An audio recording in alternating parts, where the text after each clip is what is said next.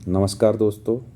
आज जो कहानी मैं आपको बताने जा रहा हूँ वो शायद मेरी उम्र के सभी लोगों ने और मुझसे जो बड़ी उम्र वाले लोग हैं उन सब ने सुनी होगी। हरपाल और बूढ़े बाबा की कहानी। तो एक गांव में हरपाल नामक एक व्यक्ति रहता था अपनी बूढ़ी माँ, बीवी, बच्चे इनके साथ में। उस पर थोड़ी सी ज़मीन थी और बड़ी मुश्किल से गुजारा होता था उसका। गांव के समीप ही बूढ़े बाबा रहते थे। हरपाल अक्सर वहां जाया करता था। जब गांव में अकाल पड़ा तो हरपाल से रहा नहीं गया और उसे लगा कि उसको शहर में जाके नौकरी करना पड़ेगा ही। तो शहर जाने से पहले हरपाल बूढ़े बाबा की कुटिया में गया और उसने बोला कि बाबा, मैं कमाने के लिए शहर जा रहा हूँ। तो बूढ़े बाबा ने कहा कि हरपाल, तुम कहीं भी जाना, पर मेरी ये 5 बातें अपनी गांठ में बांध लेना। इनको तन मन धन से आत्मसात कर लेना। हरपाल ने कहा, जी बाबा बताइए। तो बूढ़े बाबा ने कहा कि हरपाल, पहली बात, जो व्यक्ति तुम्हारी मदद करे उसकी मदद हमेशा करना। दूसरी बात, किसी को भी ऐसी बात मत बोलना जो उसके दिल को चुभे, उसको बुरी लगे। तीसरी बात, हमेशा ईमानदारी से काम करना। चौथी बात, बिना योग्यता के किसी की बराबरी का दावा मत करना। यानी अगर योग्यता नहीं है तो अपने से बड़े आदमी के साथ योग्यता का दावा मत करना, बराबरी का दावा मत करना। और पांचवी अंतिम बात, कि जहां कहीं भी ज्ञान की 2 बातें सुनने को मिल रही हों वहां रुक के उन बातों का आनंद लेना, उनका सेवन करना, उनका चिंतन करना, मनन करना। हरपाल ने ये 5 बातें अपने मन में एकदम बिठा ली और वो शहर की ओर निकला। तो जब वो निकला तो शहर में जो किला था राजा का, उसके गेट पे जो पुरपाल होता था, तो पुरपाल से उसने कहा कि भैया, मैं बड़ा परेशान हूँ, गांव से आया हूँ, आप कोई छोटा मोटा मुझे काम दे दीजिए। तो पुरपाल ने कहा कि तुमको भृत्य का काम यानी चपरासी का काम मैं दिलवा सकता हूँ। हरपाल बड़ा खुश हुआ। उन्होंने जो पुरपाल थे, जो नगर का मुख्य अधिकारी होता था, उसको बड़ा धन्यवाद दिया और उन्होंने भृत्य की नौकरी कर ली। अब एक दिन क्या हुआ कि राजा शिकार के लिए निकला। तो आप जानते हैं कि पुराने ज़माने में जब राजा शिकार के लिए निकलते थे तो गाजा बाजा, पूरा बैंड बाजा, पूरा सेना और नगर के लोग सब साथ में जाते थे। एक जुलूस टाइप का होता था, एक उत्सव टाइप का होता था। तो शिकार करते करते ये लोग जंगल में भटक गए। अब इनको लगी भयंकर प्यास। प्यास लगी। राजा ने आदेश दिया कि अगर मेरी प्यास नहीं बुझी तो सबका गला काट दूंगा। सब परेशान। बोले, शिकार करने आए थे और शिकार होके चले जाएंगे। तो वो पुरपाल को जब हरपाल ने परेशान देखा तो पुरपाल से पूछा कि प्रभु, क्या दिक्कत है आपको, क्यों उदास हो। तो उसने हरपाल को सारी बात बताई कि हरपाल यार, ऐसा ऐसा राजा ने बोला है और अगर पानी नहीं मिला ना तो बड़ी परेशानी हो जाएगी। तो हरपाल ने कहा कि मैं लेके आता हूँ पानी, आप बताइए कहाँ। बोले, यहाँ जितनी भी नदी नाले झरने हैं सब सूखे हुए हैं। पानी का सिर्फ एक ही स्रोत है जो कि एक बावड़ी है और उसमें रहता है एक भूत, और जो कोई भी उस बावड़ी में जाता है वो उसको मार देता है। हरपाल को एक चीज़ ध्यान आई कि जो आपकी मदद करे उसकी मदद हमेशा करो। तो हरपाल ने कहा, नहीं, मैं आपकी मदद करूँगा, मैं पानी लेके आऊँगा उस बावड़ी से।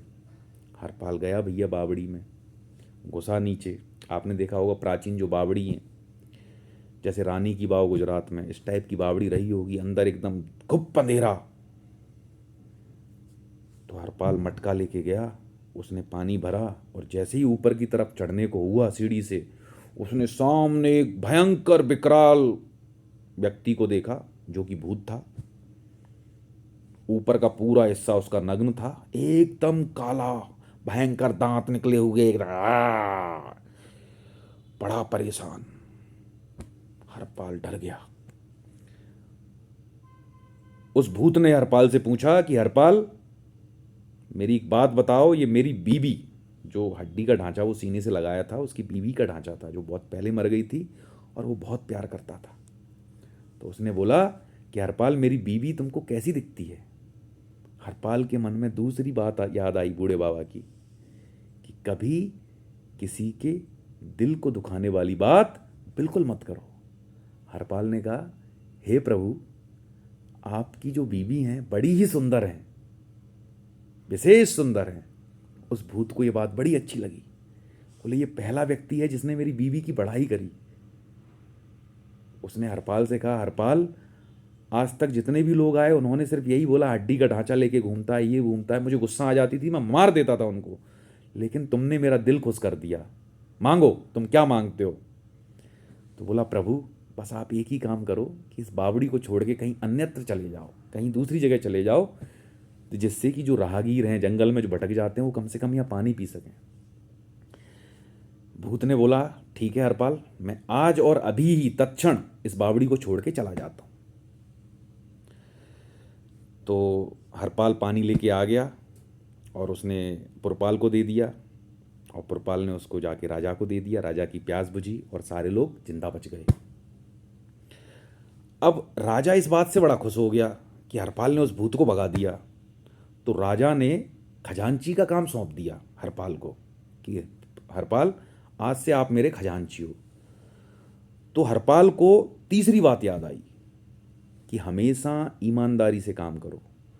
तो जो हरपाल था ना, एक एक पैसे का पूरा ब्यौरा तैयार रखता था, एक भी पैसा इधर उधर नहीं, हेर फेर नहीं, पूर्ण ईमानदारी।